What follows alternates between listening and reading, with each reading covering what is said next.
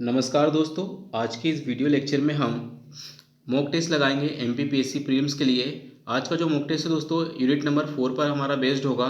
देखेंगे unit number 4 से किस तरह के क्वेश्चन फ्रेम किए गए हैं मॉक टेस्ट में, और ये भी देखेंगे दोस्तों कि ये मॉक टेस्ट हमें किस तरह से हेल्प करेंगे हमारे एग्जामिनेशन हॉल में। सो दोस्तों चलिए शुरुआत करते हैं। दोस्तों यदि आपको मॉक टेस्ट की सीरीज पसंद आ रही हो तो दोस्तों आपसे निवेदन है कि प्लीज़ वीडियोस को लाइक कीजिए, शेयर कीजिए और चैनल को सब्सक्राइब कीजिए। चलिए दोस्तों शुरुआत करते हैं पहला क्वेश्चन पढ़ने से कि भारत को दुष्प्रभावित करने वाला मौसम का सबसे महत्वपूर्ण तत्व क्या था। दोस्तों भारत में क्या है, जो कृषि को दुष्प्रभावित करने वाला सबसे महत्वपूर्ण तत्व हमें क्या देखने को मिलता है दोस्तों, इसके आंसर हमें क्या, तापमान, आर्द्रता और वृष्टि। तो वृष्टि दोस्तों इसका आंसर देखने को मिलेगा। सो दोस्तों क्या है, दुष्प्रभावित करने वाले तो वैसे तो सभी के सभी हमें देखने को मिलेंगे, लेकिन जो अतिवृष्टि और अनावृष्टि दोनों स्थिति क्या है दोस्तों, भारत में जो कृषि को दुष्प्रभावित करने के लिए हमें जिम्मेदार मानी जाती है। इसमें दोस्तों पूछा है कि जो कौन सी है जो कैश क्रॉप नहीं है। तो दोस्तों कैश क्रॉप की बात करें कि कौन सी कैश क्रॉप नहीं, तो गन्ना, कपास, जूट, हमें तीनों कैश क्रॉप देखने को मिलेगी। लेकिन दोस्तों गेहूं क्या है, हमें गेहूं जो है दोस्तों खाद्यान्न फसल देखने को मिले। तो गेहूं क्या दोस्तों हमारी फूड क्रॉप हमें देखने को मिलेगी। काजू का सबसे बड़ा उत्पादक राज्य, तो दोस्तों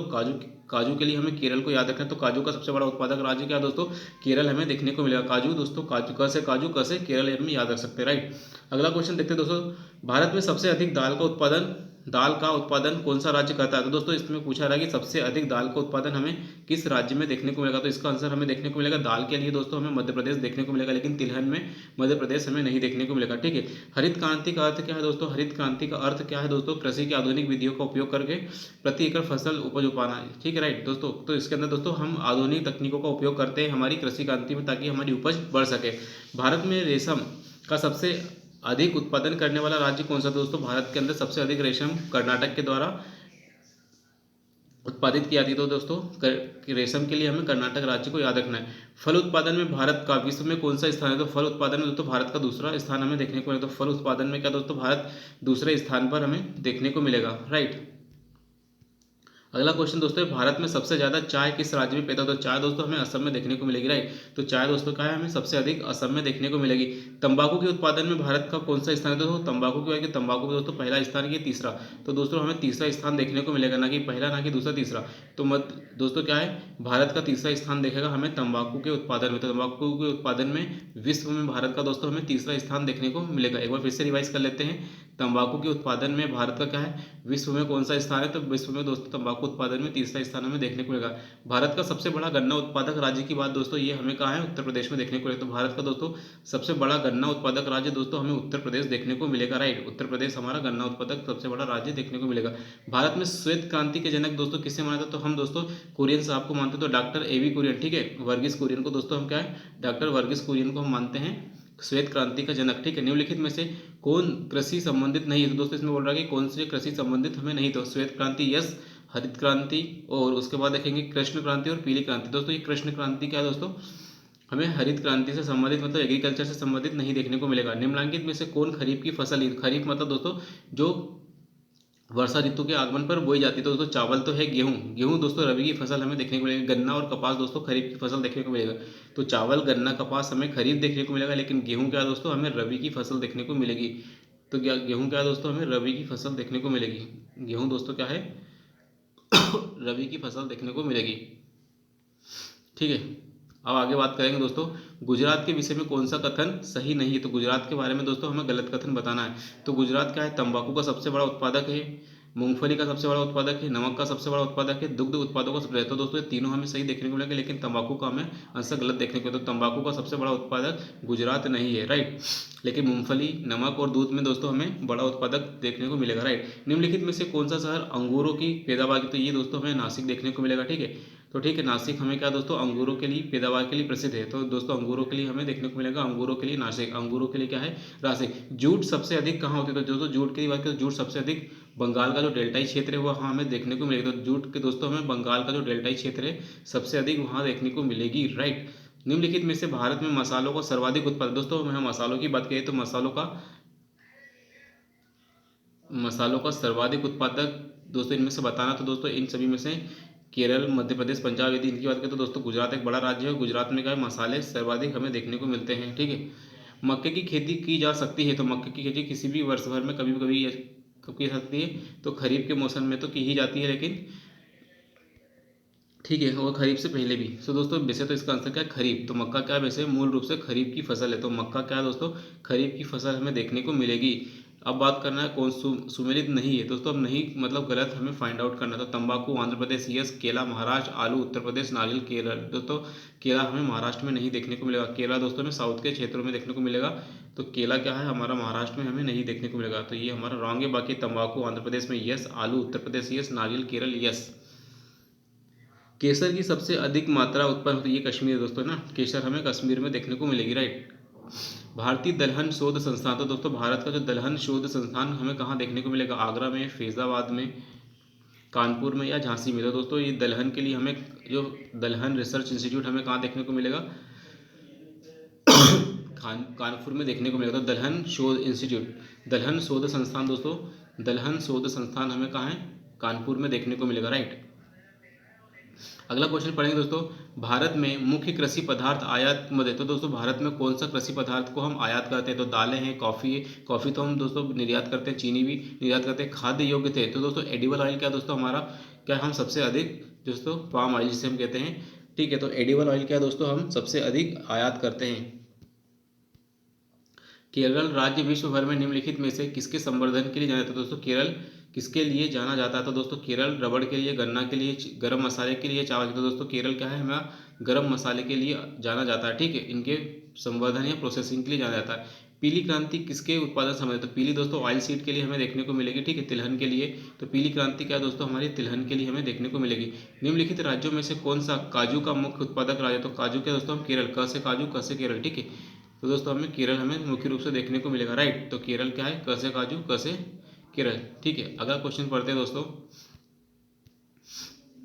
महाराष्ट्र की काली मिट्टी के क्षेत्र में ना, महाराष्ट्र के काली मिट्टी के क्षेत्र में कपास को गन्ने की फसल से प्रतिस्पर्धा कर पाना। फिर से पढ़ते हैं, महाराष्ट्र के काली मिट्टी के क्षेत्र में कपास को गन्ने की फसल से प्रतिस्पर्धा का सामना करना पड़ा। तो दोस्तों ये बोल रहा है कि जो काली मिट्टी का क्षेत्र है इसमें कपास को गन्ने की फसल से, मतलब जहाँ पहले कपास बोया जाता था अब वहाँ क्या दोस्तों गन्ना बोया जाता है, इससे प्रतिस्पर्धा करना पड़ रहा है। इसका क्या कारण है, इस क्षेत्र में कपास की उत्पादकता का घटना, इस क्षेत्र की जलवायु में सामान्य परिवर्तन, सिंचाई सुविधाओं के प्रसार के कारण यह गन्ने की कृषि के अनुकूल बन गया है और गन्ने की फसल का अधिक लाभप्रद होना, देश में चीनी की बहुत मांग होना। तो दोस्तों ये क्या है दोस्तों, सिंचाई सुविधाओं के कारण क्या है, ये हमारा आंसर होगा कि सिंचाई सुविधाओं के कारण यह क्षेत्र गन्ने के कृषि के लिए अनुकूल बन गया है और गन्ने की फसल अधिक लाभप्रद है कपास की तुलना में। तो ठीक है, तो जो भी प्रॉफिटेबल बिजनेस होगा दोस्तों उसकी डिमांड वैसे ही बढ़ जाएगी, राइट। निम्नलिखित में से कौन सी नकदी फसल है, तो कैश क्रॉप की तो धान बाजरा मक्का, ये दोस्तों क्या है तीनों की तीनों हमें फूड क्रॉप्स देखने को मिलेगी। लेकिन जो तंबाकू है दोस्तों, तंबाकू हमें क्या है एक कमर्शियल क्रॉप देखने को मिलेगी।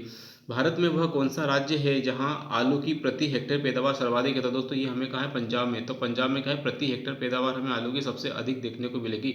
तो दोस्तों पंजाब में क्या है आलू की प्रति हेक्टेयर पैदावार सबसे अधिक देखने को मिल रही है। भारतीय सब्जी शोध संस्थान, तो भारत में जो सब्जी शोध संस्थान है ये हमें कहाँ है लखनऊ या वाराणसी। तो वाराणसी में दोस्तों देखने को मिलेगा। तो भारत में सब्जी शोध संस्थान, तो दोस्तों फिर से रिवाइज कर लेते हैं, भारत में सब्जी शोध संस्थान हमें वाराणसी में देखने को मिलेगा, ठीक है। वाराणसी में क्या दोस्तों सब्जी शोध संस्थान हमें देखने को मिलेगा, राइट। वाराणसी में सब्जी शोध संस्थान हमें देखने को मिलेगा। अगला पढ़ेंगे दोस्तों, निम्नलिखित में से कौन सी खरीफ फसल है, तो दोस्तों फिर से पूछा कि खरीफ की फसल नहीं, तो खरीफ मतलब जो बारिश में बोने वाली है, ठीक है। तो कपास तो है, मूंगफली, मक्का, सरसों, लेकिन सरसों तो क्या हमें खरीफ की फसल नहीं देखने को मिलेगी, ये हमें दोस्तों रबी की फसल देखने को मिलेगी। तो सरसों क्या है रबी की फसल। कौन सी ईयर के बाद की अवधि के दौरान खाद्यान्नों की विशेषतः गेहूं के उत्पादन में बहुत वृद्धि हुई, तो दोस्तों क्या है हमारा 66-65 हमें याद रखना दोस्तों। तो ये हरित क्रांति का दौर है, ठीक है। तो 1966 में क्या दोस्तों हमें गेहूं की पैदावार में क्या वृद्धि देखने को मिली। केगा में क्या होता है, तो केगा में होता है, तो केगा का मतलब हमें पता होना चाहिए कि नाभिकीय उत्पादन, ठीक है, नाभिकीय ऊर्जा का उत्पादन। सो दोस्तों वैसे ये क्वेश्चन ही समझ नहीं पाया मैं कि केगा मतलब क्या, ठीक है। भारत का प्रथम परमाणु ऊर्जा संयंत्र क्या है दोस्तों, भारत का जो पहला परमाणु ऊर्जा उत्पादन केंद्र हमें कहाँ देखने को मिलेगा, ये दोस्तों हमें तारापुर महाराष्ट्र में देखने को मिलेगा। तो भारत का पहला परमाणु ऊर्जा केंद्र है ना, पहला परमाणु ऊर्जा केंद्र हमें तारापुर महाराष्ट्र में देखने को मिलेगा। तो ये हमें तारापुर महाराष्ट्र में क्या है दोस्तों देखने को मिलेगा पहला परमाणु ऊर्जा उत्पादन केंद्र। तलचर एवं इन्नौर उल्लेखनीय, तो तलचर और इन्नौर क्या क्यों प्रसिद्ध हैं परमाणु शक्ति संयंत्रों के लिए। या जल विद्युत के लिए या भूतापी के लिए या ताप विद्युत। तो दोस्तों थर्मल पावर प्लांट है ना, थर्मल पावर प्लांट के लिए दोस्तों तलचर और इन्नौर क्या पसंद है, ठीक है। तलचर और इन्नौर, तलचर और इन्नौर क्या दोस्तों, थर्मल पावर प्लांट ताप विद्युत शक्ति के लिए हमें देखने के लिए प्रसिद्ध है, ठीक है। भारत की प्रथम जल विद्युत परियोजना, तो दोस्तों भारत की पहली हाइड्रो इलेक्ट्रिसिटी पावर प्लांट की बात की जाए तो ये हमें कहाँ देखने को, तो ये दोस्तों हमें कावेरी नदी पर शिव समुद्रम परियोजना देखने को मिलेगी। तो दोस्तों भारत की पहली जल विद्युत परियोजना, तो भारत की पहली जल विद्युत परियोजना हमें कावेरी नदी पर शिव समुद्र परियोजना देखने को मिलेगी। तो भारत की पहली जल विद्युत हाइड्रो पावर प्लांट दोस्तों हमें कहाँ मिलेगा, कावेरी नदी पर शिव समुद्र योजना, राइट। दुलहस्ती विद्युत परियोजना की बात करना है दोस्तों कि दुलहस्ती विद्युत परियोजना हमें कहाँ, जम्मू कश्मीर में चेनाब नदी पर देखने को मिलेगी। तो दुलहस्ती जल विद्युत परियोजना, दुलहस्ती जल विद्युत परियोजना की बात करें तो दुलहस्ती जल विद्युत परियोजना दोस्तों जम्मू कश्मीर में चेनाब नदी पर हमें देखने को मिलेगी। अगला क्वेश्चन दोस्तों लोकटक शक्ति परियोजना, तो दोस्तों लोकटक शक्ति परियोजना हमें कहाँ, मणिपुर में, क्योंकि दोस्तों लोकटक झील कहाँ है, मणिपुर में, और लोकटक शक्ति परियोजना भी हमें वहीं देखने को मिलेगी। तो लोकटक शक्ति परियोजना, लोकटक झील, ये हमें मणिपुर में देखने को मिलेगी। अगला क्वेश्चन है दोस्तों भारत में प्रथम जल विद्युत केंद्र है ना, first hydro electric station, station की बात की है दोस्तों है ना, तो ये हमें कहाँ, तो दोस्तों ये हमें देखना पड़ेगा दार्जिलिंग में। तो दार्जिलिंग दोस्तों इसका आंसर है, देखने को मिलेगा कि दार्जिलिंग में क्या है दोस्तों, फर्स्ट हाइड्रो इलेक्ट्रिक स्टेशन देखने को मिलेगा। तो हाइड्रो इलेक्ट्रिक स्टेशन की स्थापना 1897 में, पहला हाइड्रो इलेक्ट्रिक स्टेशन की स्थापना 1897 में हुई थी और ये हमें दार्जिलिंग में देखने को मिलेगा, राइट। अगला क्वेश्चन पढ़ते हैं दोस्तों कि ओबरा शहर कहाँ उपस्थित है। तो ओबरा शहर दोस्तों हमें कहाँ है, ओबरा शहर क्यों प्रसिद्ध है, तो ओबरा शहर प्रसिद्ध है अपने थर्मल पावर प्लांट के लिए, ठीक है। तो थर्मल पावर प्लांट के लिए दोस्तों हमें ओबरा शहर प्रसिद्ध देखने को मिलेगा। तो ओबरा शहर क्यों प्रसिद्ध है, ओबरा शहर थर्मल पावर प्लांट के लिए प्रसिद्ध है। निम्नलिखित राज्यों में से कौन सा पवन ऊर्जा के उत्पादन में प्रथम स्थान रखता है, तो दोस्तों पवन ऊर्जा में दोस्तों गुजरात क्या है, फर्स्ट स्थान रखता है। तो पवन ऊर्जा के उत्पादन में दोस्तों गुजरात क्या है, फर्स्ट स्थान रखता है, राइट। निम्नलिखित में से किस स्थान पर विद्युत जल शक्ति में पैदा किया, तो निम्नलिखित किस स्थान पर विद्युत जल शक्ति पैदा किया, तो दोस्तों बताना है कि कहाँ पर हाइड्रो पावर प्लांट हमें देखने को मिलेगा। न्यायवैली, एन्नौर, तूतीकोरिन, मेट्टूर। तो मेट्टूर में दोस्तों हमें क्या है, मेट्टूर, तो दोस्तों मेट्टूर में क्या है, हाइड्रो इलेक्ट्रिसिटी है, लेकिन एन्नौर, तूतीकोरिन इनमें दोस्तों हमें थर्मल पावर प्लांट देखने को मिलेगा, ठीक है। अब बात करेंगे दोस्तों भारत में सर्वोत्तम श्रेणी का संगमरमर कहाँ देखने को, तो सर्वोत्तम श्रेणी का संगमरमर हमें मरकाना में देखने को मिलेगा। क्या दोस्तों, सर्वोत्तम श्रेणी का संगमरमर है ना, उत्कृष्ट कोटि का संगमरमर दोस्तों कहाँ हमें मरकाना में देखने को मिलेगा, ठीक है। मरकाना में हमें हाई क्वालिटी संगमरमर देखने को मिलेगा। अगला क्वेश्चन बात करेंगे दोस्तों निम्नलिखित में से कहाँ पर उत्तम किस्म के लौह अयस्क मिलेंगे, तो दोस्तों जादूगोड़ा, बेलाडीला, लोहदा या अभ्रकी पहाड़। तो दोस्तों बेलाडीला, बेलाडीला में दोस्तों क्या है, लोहे से संबंधित हमें देखने को मिलेगा कि बेलाडीला के अंदर दोस्तों हमें क्या है, लौह अयस्क क्या है, अच्छी क्वालिटी के देखने को मिलेंगे, राइट। भारत में सर्वाधिक लोहा उत्पादन करने वाला राज्य, तो दोस्तों भारत में सर्वाधिक लोहा उत्पादन करने वाला राज्य हमें क्या है, उड़ीसा देखने को मिलेगा। तो उड़ीसा में क्या दोस्तों सर्वाधिक लोहा उत्पादन किया जाता है, राइट। भारत में पाया जाने वाला अधिकांश लोह अयस्क किस प्रकार का, तो अधिकांश लोह अयस्क की बात करें तो ये हेमेटाइट प्रकार का है, ठीक है। तो भारत में जो लोह अयस्क है दोस्तों वो हेमेटाइट प्रकार का लोह अयस्क हमें देखने को मिलेगा। भारत में सर्वोत्तम श्रेणी का संगमरमर, सर्वोत्तम श्रेणी का संगमरमर किस स्थान पे, तो दोस्तों ये अभी हमने पढ़ा मरकाना, ठीक है। मरकाना में हमें सर्वोत्तम श्रेणी का संगमरमर देखने को मिलेगा। अगला क्वेश्चन पढ़ेंगे दोस्तों निम्नलिखित में से सोने की सर्वाधिक मात्रा उत्पादित करने वाला राज्य कौन सा है, तो निम्नलिखित में से सोने की सर्वाधिक मात्रा उत्पादित करने वाला राज्य हमें क्या, कर्नाटक देखने को मिलेगा। तो सोना क्या है, सर्वाधिक मात्रा में हमें कर्नाटक में देखने को मिलेगा, क्योंकि वहीं में हमें सोने की खदान भी देखने को मिलेगी। KGF फिल्म को हम इसके संदर्भ में याद रख सकते हैं, राइट। सॉरी दोस्तों, निम्नलिखित में से कौन सा राज्य भारत में अभ्रक का सबसे प्रमुख उत्पादक है, दोस्तों सोने के लिए हमें कर्नाटक याद रखना, राइट। और अभ्रक के लिए दोस्तों हमें क्या है, आंध्र प्रदेश याद रखना। अ से अभ्रक और अ से आंध्र प्रदेश, राइट, ठीक है। अभ्रक आंध्र प्रदेश। निम्नलिखित में से किस आणविक खनिज के संचित भंडार की दृष्टि से भारत विश्व में प्रथम स्थान रखता है, तो दोस्तों यूरेनियम, थोरियम, ग्रेफाइट, एंटीमनी, ठीक है। तो थोरियम की यदि बात करें तो थोरियम के भंडारण में क्या है दोस्तों, भारत फर्स्ट स्थान रखता है, ठीक है। भारत में सर्वप्रथम 1774 ईस्वी में कोयले का उत्खनन किस स्थान पर किया गया था, दोस्तों सबसे पहले रानीगंज में क्या कोयले का खनन किया गया था 1774 में। तो रानीगंज में 1774 में क्या है कोयले का खनन किया गया था? तो ये याद रखना दोस्तों हमें रानीगंज का नाम। तो रानीगंज में क्या दोस्तों, पहली बार 1773 में कोयले का खनन किया गया था। अगला क्वेश्चन पढ़ेंगे दोस्तों, न्योली खनन किया गया प्रमुख खनिज। तो दोस्तों न्योली में क्या है, लिग्नाइट। लिग्नाइट प्रकार का हमें क्या दोस्तों कोयला खनन किया जाता है, क्योंकि दोस्तों न्योली में हमें ताप विद्युत केंद्र देखने को मिलेगा, थर्मल पावर प्लांट, राइट। तो लिग्नाइट प्रकार का क्या है दोस्तों कोयला हमें उत्खनन किया जाता है, राइट, न्योली।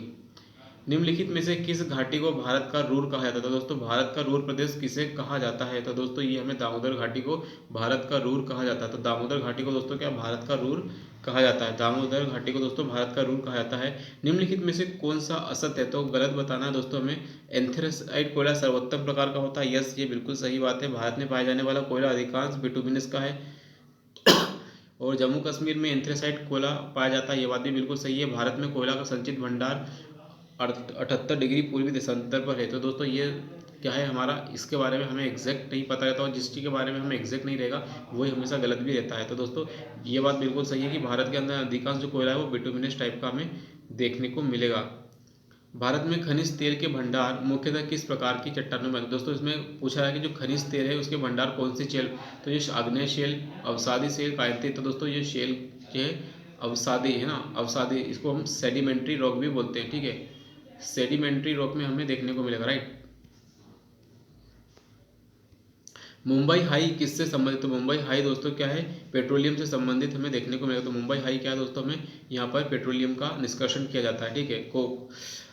गुजरात का सर्वाधिक महत्वपूर्ण तेल क्षेत्र? तो गुजरात का दोस्तों सबसे महत्वपूर्ण तेल क्षेत्र हमें क्या है, अंकलेश्वर देखने को मिलेगा। तो गुजरात का जो तेल क्षेत्र हमें अंकलेश्वर देखने को मिलेगा। गुजरात का सर्वाधिक महत्वपूर्ण तेल क्षेत्र हमें अंकलेश्वर देखने को मिलेगा। भारत में क्या है दोस्तों, ताम्र स्वर्ण, ठीक है। ताम्र स्वर्ण लोह कोयला निम्नलिखित में से कहाँ है? तो दोस्तों भारत में ताम्र स्वर्ण लोह कोयला हमें कहाँ, तो ताम्र स्वर्ण लोह कोयला निम्नलिखित में से किस, तो तांबा सोना लोहा कोयला निम्नलिखित में से किस वर्ग में देखने को मिलेगा? तो ये दोस्तों क्या है, क्षेत्री, कोलार, कुद्रेमुख और झारिया। तो दोस्तों क्षेत्री, कोलार, कुद्रेमुख और झारिया। तो क्षेत्री में तांबा मिलेगा, कोलार में सोना मिलेगा, कुद्रेमुख में लोहा मिलेगा और झारिया, झरिया में कोयला मिलेगा। तो दोस्तों एक बार इसको फिर से हम रिवाइज कर लेते हैं कि तांबा सबसे अधिक हमें कहाँ मिलेगा, क्षेत्री में, कोलार में हमें सोना मिलेगा, कुद्रेमुख में क्या है दोस्तों हमें लोहा मिलेगा और झरिया में क्या है दोस्तों हमें कोयला खदान मिलेगी, राइट।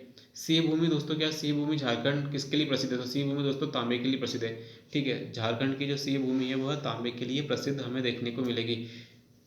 तांबे के लिए क्या है दोस्तों, सिंह भूमि हमें मुख्य रूप से देखने को मिलेगी। अगला क्वेश्चन पढ़ते हैं, निम्नलिखित में भारत का वह राज्य कौन सा है जो गंधक या सल्फर के उत्पादन में आगे है? तो गंधक या सल्फर के उत्पादन में अगला ऑप्शन देखते पहले दोस्तों, गंधक उत्पादन में दोस्तों महाराष्ट्र है ना, सल्फर के उत्पादन में क्या हमें महाराष्ट्र देखने को मिलेगा।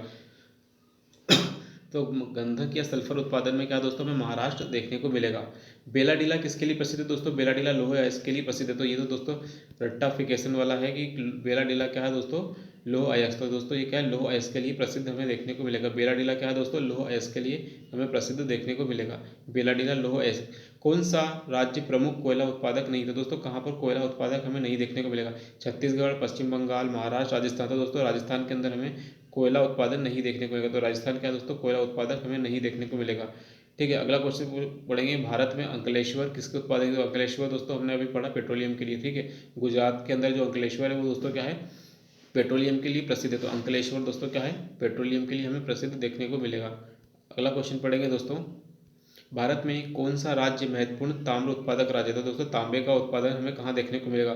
तो आंध्र प्रदेश, राजस्थान, उत्तर प्रदेश या फिर पश्चिम बंगाल। तो दोस्तों इसमें इस विकल्प के अनुसार राजस्थान के अंदर हमें तांबा देखने को मिलेगा। तो राजस्थान में भी दोस्तों क्या है, तांबा देखने को मिलेगा, ठीक है। यदि बात करें दोस्तों, निम्नलिखित में से कौन सा देश की अति महत्वपूर्ण स्वर्ण खदान नहीं है? तो स्वर्ण खदान के बारे में पूछा कि कौन सी स्वर्ण खदान नहीं है? तो दोस्तों कोलार तो स्वर्ण खदान है, यस, हट्टी भी है और हसपेड भी है। तो रामगिरी दोस्तों हमें क्या है, स्वर्ण खदान नहीं देखने को मिलेगी। तो रामगिरी क्या है दोस्तों, स्वर्ण खदान हमें नहीं देखने को मिलेगी। भारत में निम्नलिखित राज्यों में से कौन सा एक पेट्रोलियम अवशोधित अग्रणी राज्य है? तो दोस्तों कहाँ पर पेट्रोलियम का शोधन होता है? तो दोस्तों ये हमें कहा है गुजरात में। तो गुजरात में क्या दोस्तों पेट्रोलियम का शोधन होता है, राइट। अब पूछा है कि तलचर प्रसिद्ध कोयला क्षेत्र कहाँ है? तो तलचर हमें उड़ीसा में देखने को मिला, राइट। तो तलचर क्या है दोस्तों, प्रसिद्ध कोयला क्षेत्र है। तो तलचर क्या है दोस्तों, प्रसिद्ध कोयला क्षेत्र है और ये हमें उड़ीसा में देखने को मिलेगा। मध्य प्रदेश में यूरेनियम पाए जाने वाला जिला, तो दोस्तों मध्य प्रदेश में जो यूरेनियम हमें पाए जाने वाला जिला ललितपुर देखने को मिलेगा, ठीक है। तो ललितपुर में क्या दोस्तों हमें यूरेनियम देखने को मिलेगा। तो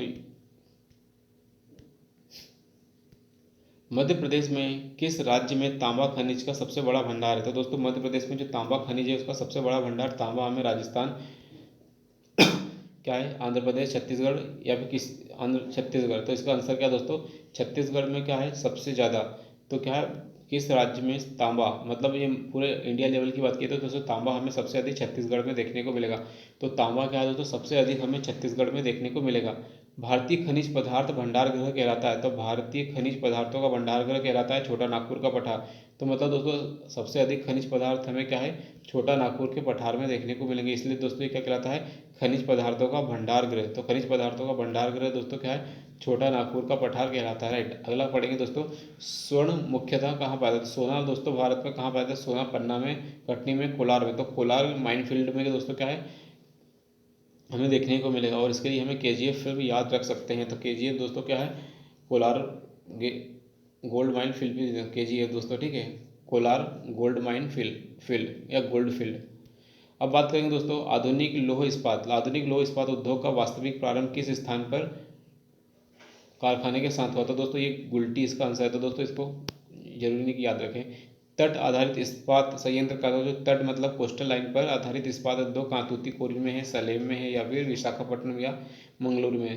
तो विशाखापट्टनम में दोस्तों क्या हमें तट आधारित इस्पात संयंत्र हमें देखने को मिलेगा, मतलब ऐसा इस्पात संयंत्र जहाँ जो तट पर है। तो इसका आंसर दोस्तों विशाखापट्टनम आएगा। तो विशाखापट्टनम तट आधारित हमें लौह संयंत्र देखने को मिलेगा।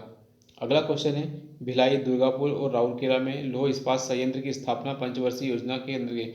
तो दोस्तों ये हमें दूसरी पंचवर्षीय योजना देखने को मिलेगी, जिसके अनुसार भिलाई, दुर्गापुर और राउरकेला, ठीक है, भिलाई में, दुर्गापुर में और राउरकेला में लौह इस्पात संयंत्र लगाया गया। तो दूसरी पंचवर्षीय योजना, ठीक है। कोयले की स्थानीय आपूर्ति उपलब्ध नहीं है। तो कोयले की स्थानीय आपूर्ति उपलब्ध नहीं है कहाँ पर, टिस्को जमशेदपुर को, BISL भद्रावती को, दुर्गापुर को, HCL को और भिलाई को। तो दोस्तों इसका आंसर ये आएगा। तो दोस्तों ये क्वेश्चन भी क्या टफ है, इस तरह क्वेश्चन क्या है नॉन अटेंड, इनको अटेंड करना क्या डिफिकल्ट होता है। भारत का कौन सा उद्योग बड़ी संख्या में कार्यकर्ता नियुक्त करता है। तो दोस्तों इसमें पूछा रहा है कि भारत का कौन सा उद्योग सबसे अधिक एम्प्लॉयमेंट देता है। लोह वस्त्र पटसन चीनी। तो दोस्तों हम देखते हैं कि जो वस्त्र उद्योग है, जो हमारा क्या है दोस्तों टेक्सटाइल इंडस्ट्री है, ये क्या है सबसे अधिक रोजगार देता है, ठीक है। पंजाब में कौन सा स्थान होजरी के लिए प्रसिद्ध है। तो होजरी मतलब दोस्तों एक प्रकार की कपड़े की कारीगरी होती है। तो ये दोस्तों हमें क्या है जालंधर, गुरुदासपुर, और देख लेते हैं इसका एक और क्या विकल्प है, लुधियाना। तो दोस्तों लुधियाना का इसका हमारा आंसर देखने को मिलेगा। तो लुधियाना क्या है, होजियरी के लिए प्रसिद्ध हमें देखने को मिलेगा, ठीक है, लुधियाना, राइट, लुधियाना होजियरी के लिए प्रसिद्ध है, राइट। निम्नलिखित में से कौन वन आधारित उद्योग नहीं। तो वन आधारित उद्योग कौन सा नहीं, सीमेंट, लाख कागज और खेल सामग्री। दोस्तों सीमेंट उद्योग क्या है दोस्तों, हमें वन आधारित उद्योग नहीं देखने को मिलेगा। ये माइनिंग आधारित उद्योग, ये उत्खनन आधारित उद्योग हमें देखने को मिलेगा। कटनी में स्थित है। तो कटनी में क्या, सीमेंट, यस, सीमेंट कारखाना स्थित है। तो कटनी में हमें दोस्तों क्या है, सीमेंट कारखाना देखने को मिलेगा। तो कटनी में क्या दोस्तों हमें सीमेंट कारखाना देखने को मिलेगा। निम्नलिखित में से कौन सीमेंट कारखाना हरियाणा राज्य में है। तो कौन सा है, हरियाणा में दोस्तों है डलमियापुर, है ना, डालमियापुर। तो डालमियापुर दोस्तों हमें हरियाणा में सीमेंट कारखाना देखने को मिलेगा, डालमियापुर, ये डालमिया दादरी। तो दोस्तों इसका आंसर हमें डालमियापुर की जगह डालमिया दादरी देखने को मिलेगा, राइट। तो डालमिया दादरी इसका आंसर, सॉरी दोस्तों इसका आंसर क्या है कि कौन सा कारखाना हरियाणा में है। तो दोस्तों ये है डालमिया दादरी, डालमिया दादरी, डालमिया दादरी इसका आंसर दोस्तों डालमिया दादरी, ठीक है। अगला क्वेश्चन देखेंगे दोस्तों, भारत में सबसे पहले सीमेंट संयंत्र की बात की तो दोस्तों भारत में प्रथम सीमेंट संयंत्र 1904 में कहाँ स्थापित। तो दोस्तों ये सबसे पहला हमें चेन्नई, रानीपेट, झींगपुर, पोर्टोनई। दोस्तों ये हमें चेन्नई में देखने को मिलेगा। तो भारत में क्या है, सबसे प्रथम सीमेंट संयंत्र 1904 में लगा, ये हमें चेन्नई में देखने को मिलेगा। अगला क्वेश्चन पढ़ेंगे दोस्तों, भारत में अधिकांश कागज के जो कारखाने पश्चिम बंगाल में स्थापित होने का क्या कारण है। तो दोस्तों कच्चे माल की पर्याप्त मात्रा, ये हमें देखने को मिलेगा। कलकत्ता की विशाल जनसंख्या द्वारा देश के सबसे बड़े कागज बाजार की उपलब्धता, यश और रानीगंज एवं झरिया से शक्ति से साधन, मतलब दोस्तों इलेक्ट्रिसिटी थी ना, कोयले की प्राप्ति, ये हमें सब क्या सभी के सभी हमें देखने को मिलेगा। तो दोस्तों सभी के सभी कारणों को आप वीडियो पॉज करके बिल्कुल पढ़िएगा। राइट, अगला करते हैं दोस्तों, नेपानगर में स्थित सबसे महत्वपूर्ण उद्योग कौन सा। तो नेपानगर में हमें कागज उद्योग देखने को मिलेगा और अखबारी कागज है ना। तो अखबारी कागज दोस्तों हमें विशेष रूप से देखने को मिलेगा नेपानगर में। अगला क्वेश्चन पढ़ते हैं दोस्तों कि महाराष्ट्र स्थित पिंपरी किस लिए प्रसिद्ध है। तो दोस्तों पिपरी या पिंपरी किस लिए प्रसिद्ध है। तो पिंपरी दोस्तों एंटीबायोटिक उद्योग के लिए प्रसिद्ध है। तो पिंपरी क्या दोस्तों, एंटीबायोटिक उद्योग के लिए प्रसिद्ध हमें देखने को मिलेगी। तो महाराष्ट्र में स्थित पिंपरी क्या दोस्तों, एंटीबायोटिक उद्योग के लिए हमें प्रसिद्ध देखने को मिलेगी। देश की प्रमुख मोटर निर्माता कंपनी मारुति की बात की जा रही है, उसने उद्योग लिमिटेड कहाँ स्थापित किया। तो मारुति उद्योग लिमिटेड हमें क्या है, गुड़गांव में देखने को मिलेगा।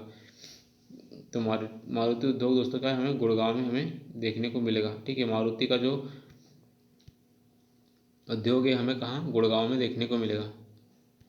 अगला बात करेंगे दोस्तों कि निम्नलिखित में से कौन सा तेल शोधनशाला की बात कर रही है दोस्तों कि तेल शोधनशाला खनिज तेल क्षेत्र समीप कहाँ पर है। तो दोस्तों कौन सा तेल शोधनशाला खनिज तेल क्षेत्र के समीप है। दोस्तों विशाखापट्टनम, नून माटी, बरौनी या मथुरा। तो दोस्तों ये नून माटी हमें देखने को मिलेगा कि जो नून माटी क्या है दोस्तों, तेल शोधनशाला तेल क्षेत्र के पास ही हमें देखने को मिलेगा। निम्नलिखित में से किस राज्य में पेट्रो रसायन उद्योग के लिए आदर्श दशाएं पाई जाती है। तो पेट्रो रसायन के लिए आदर्श दशाएं हमें क्या, गुजरात में देखने को मिलती है। तो गुजरात के अंदर दोस्तों क्या है, पेट्रोकेमिकल इंडस्ट्री के लिए क्या है, एक आदर्श दशाएं हमें देखने को मिल रही है। ठीक है, जॉर्ज ऑकलैंड ने सर्वप्रथम 1855 ईस्वी में किस स्थान पर जूट मिल स्थापित। तो जूट मिल सिरसा में हमें देखने को मिलेगा। तो जूट मिल दोस्तों सबसे पहले हमें 1855 में जॉर्ज ऑकलैंड ने क्या है, जूट मिल सिरसा में हमें देखने को मिलेगा। सिरसा में क्या है दोस्तों, हमें सबसे पहली जूट मिल देखने को मिलेगी। अगला क्वेश्चन देखते हैं, बिहार में पहली चीनी मिल। तो बिहार के अंदर दोस्तों पहली चीनी मिल क्या है, हमें क्या है मरहोरा में देखने को मिली। तो चीनी मिल सबसे पहली चीनी मिल बिहार की जो बिहार में सबसे पहली चीनी मिल हमें मरहोरा देखने को मिलेगी। कौन सा प्रमुख उद्योग मुरी में स्थापित है। तो मुरी के अंदर कौन सा है बताना है। तो मुरी में दोस्तों क्या है, एल्यूमिनियम उद्योग। तो मुरी में क्या है दोस्तों, हमें एल्यूमिनियम उद्योग देखने को मिलेगा। मुरी में क्या है दोस्तों, हमें एल्यूमिनियम उद्योग देखने को मिलेगा। मुरी में क्या है, एल्यूमिनियम उद्योग देखने को मिलेगा। राइट, कपास उद्योग जिन कच्चे माल पर आधारित है वे क्या है। तो कपास उद्योग क्या है, जिन कच्चे माल पर आधारित है वे क्या है, भार ह्रास मूलक, भार वृद्धि मूलक, भार सम मूलक। तो दोस्तों ये भार ह्रास मूलक हमें देखने को मिलेगा, मतलब वेट लूज इंडस्ट्री हमें देखने को मिलेगी। राइट, तातीपाका तेल शोधनशाला। तो तातीपाका तेल शोधनशाला हमें कहाँ देखने को मिलेगी दोस्तों, ये हमें आंध्र प्रदेश में देखने को मिलेगी। ठीक है, तो तातीपाका है ना, तातीपाका तो तेल शोधशाला, तातीपाका तेल शोधनशाला हमें आंध्र प्रदेश में देखने को मिलेगी। अगला क्वेश्चन पढ़ते हैं, भारत में निम्नलिखित में से लौह इस्पात उत्पादक के केंद्र में कौन सा क्षेत्र काफ़ी दूर है। तो दोस्तों हमें बताना है कि जो लौह इस्पात केंद्र है उसमें कोयला क्षेत्र काफ़ी दूर है। तो ये कहाँ पे है, तो दोस्तों ये भद्रावती में हमें देखने को मिला। तो भद्रावती में क्या दोस्तों, कोयला क्षेत्र बहुत दूर है और इस्पात संयंत्र दूर है। निम्नलिखित में से किस स्थान पर लौह इस्पात उद्योग नहीं है। तो बताना है कि कौन सा स्थान है दोस्तों कि जहाँ पर लौह इस्पात उद्योग हमें नहीं देखने को मिलेगा। ठीक है, झरिया में, जमशेदपुर में, दुर्गापुर में और भिलाई में। तो झरिया में क्या दोस्तों, हमें लौह इस्पात उद्योग नहीं देखने को मिलेगा। तो इसका आंसर क्या है दोस्तों, झरिया में। बाकी जमशेदपुर में, दुर्गापुर में और भिलाई में, ये सभी जगह क्या है दोस्तों, हमें लौह इस्पात उद्योग देखने को मिलेंगे। अगला क्वेश्चन पढ़ेंगे दोस्तों कि भारत में रासायनिक उर्वरकों के दो बड़े उपभोक्ता बताना है। तो भारत में जो रासायनिक उर्वरकों के दो सबसे बड़े उपभोक्ता है हमें पंजाब और हरियाणा देखने को मिलेगा। तो दोस्तों सबसे अधिक केमिकल फर्टिलाइजर कहाँ पे, पंजाब और हरियाणा में छिड़का जाता है। ठीक है, भारत में निम्नलिखित में से कौन सा एक नमक का अग्रणी उत्पादक है। तो दोस्तों नमक का अग्रणी उत्पादक हमें गुजरात देखने को मिलेगा। अब बात करेंगे उत्तर प्रदेश में दिया सलाई उद्योग। उत्तर प्रदेश के अंदर जो दिया सलाई उद्योग का प्रमुख केंद्र हमें कहाँ देखने को मिलेगा, ये हमें बरेली देखने को मिलेगा। तो बरेली में क्या दोस्तों, दिया सिलाई उद्योग या माचिस उद्योग हमें देखने को मिलेगा। भारत के किस राज्य को चीनी का कटोरा कहा? तो दोस्तों भारत में एक राज्य है जहाँ चीनी कटोरा मतलब जहाँ पर शुगर सबसे अधिक, तो ये हमें उत्तर प्रदेश देखने को मिलेगा, राइट। उत्तर प्रदेश में चीनी सबसे अधिक होती है, राइट। शर्करा फैक्ट्री या शुगर मिल हमें सबसे अधिकतम संख्या कहाँ देखने को मिलेगी? तो इसका आंसर भी उत्तर प्रदेश में। तो क्योंकि दोस्तों शुगर फैक्ट्री यहाँ पर अधिक है, इसलिए हमें चीनी का कटोरा भी हम उत्तर प्रदेश को कहते हैं, राइट।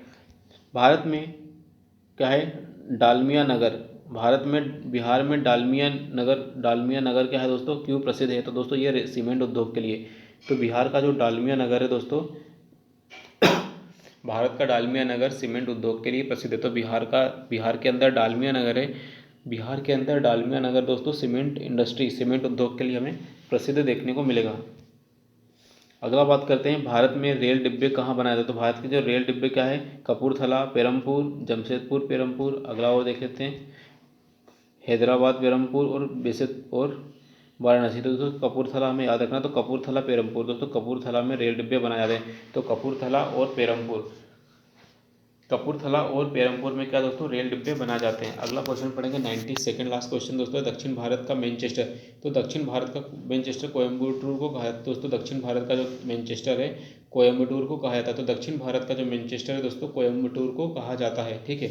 अगला क्वेश्चन पढ़ेंगे दोस्तों, भारत में ब्रिटिश शासन के दौरान क्या दोस्तों, भारत के अंदर जो ब्रिटिश शासन के दौरान निम्नलिखित उद्योगों में से कौन से सर्वप्रथम स्थापित हुए? तो सूती वस्त्र उद्योग, पटसन और लोह उद्योग, सूती वस्त्र और रसायन उद्योग और पटसन एवं सूती। तो दोस्तों सूती वस्त्र और पटसन उद्योग हमें देखने को मिलेगा।